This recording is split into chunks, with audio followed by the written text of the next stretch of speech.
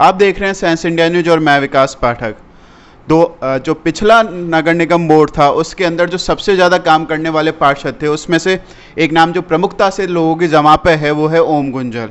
चाहे जेवीएनएल के अत्याचार हों जिससे जनता परेशान थी उसके विरोध करने की बात हो, या कांग्रेस की जो हिट लिस्ट थी उसमें सबसे ऊपर नाम हो, हर जगह एक ही नाम था, ओम गुंजल। आज वही ओम गुंजल हमारे साथ हैं जिनसे हम जानेंगे कि इस बार उनकी चुनाव की क्या रणनीति है। देखिए, जनता ने मुझे आशीर्वाद दिया।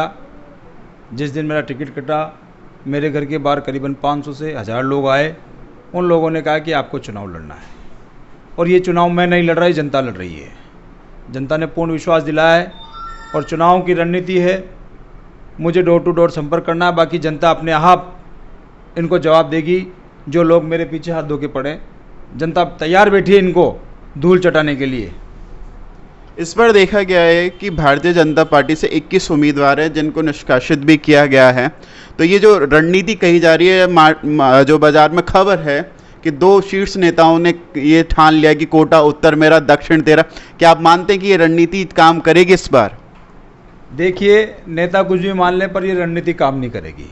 जनता समझ चुकी है कि शीर्ष नेता बैठ के आपस में बात कर लेते हैं कि उत्तर तेरा दक्षिण मेरा, परंतु ऐसा नहीं होगा।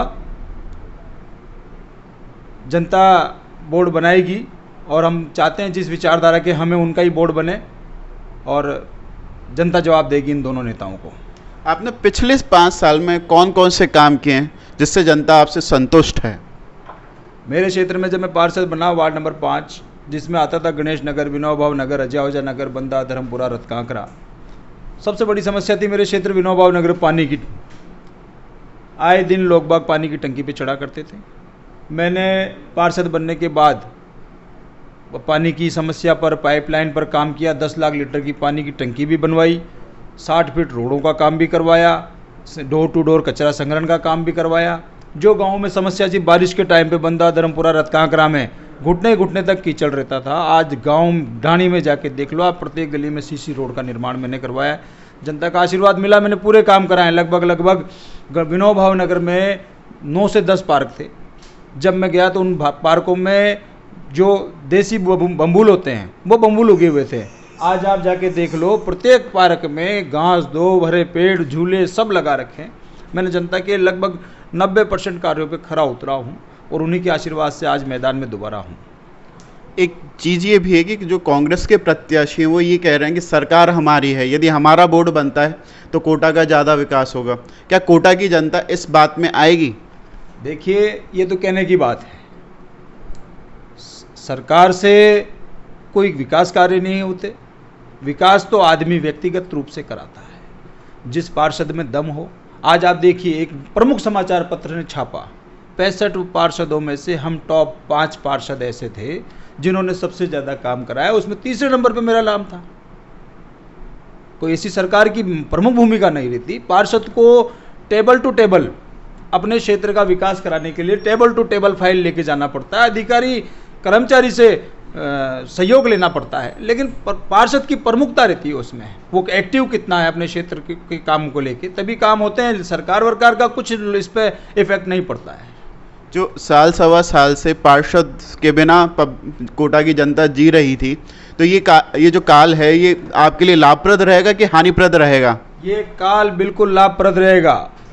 जनता बिल्कुल त्रस्त थी। जनता को किसी भी आय प्रमाण पत्र, राशन कार्ड, किसी बीपीएल कार्ड, किसी पेंशन के फॉर्म पे अगर हस्ताक्षर कराने होते थे तो आम जनता दर दर भटकती थी। अधिकारी कर्मचारी उनकी सुनवाई नहीं करते थे। जनता त्रस्त है बिल्कुल। उसका सभी पार्षदों को, और मुझे भी लाभ मिलेगा और सबको लाभ मिलेगा। जनता पूर्ण रूप से सहयोग करेगी पार्षदों का इस चुनाव में। यदि आप जीतते हैं तो आगामी कौन कौन से आपकी रणनीतियां और कौन कौन से काम है जो प्रमुख रूप से आप करवाएंगे? सबसे पहले प्रमुख रूप से तो मैं डोर टू डोर कचरा संग्रहण का काम, सफाई की व्यवस्था, बिजली जो रोड लाइट होती है उनकी व्यवस्था। दूसरी, मेरे क्षेत्र में सबसे बड़ी नाली पटान की समस्या है। नाली जो बनी हुई है उसका पानी का निकास नहीं है, उसकी समस्या का समाधान करवाऊंगा। दूसरी, रंगबाड़ी बालाजी पार्क के पास एक बड़ा तालाब है, बांके बिहारी का मंदिर यहाँ है। हर पूर्णिमा को यहाँ बांके बिहारी की परिक्रमा निकलती है, और उस परिक्रमा में वो तालाब आता है, तो मेरा मेन मोटिव उस राधे कुंड को, जो तालाब है उसको सुचारू करा कर, बढ़िया डेवलप करा कर, उसको राधे कुंड के नाम से डेवलप कराना।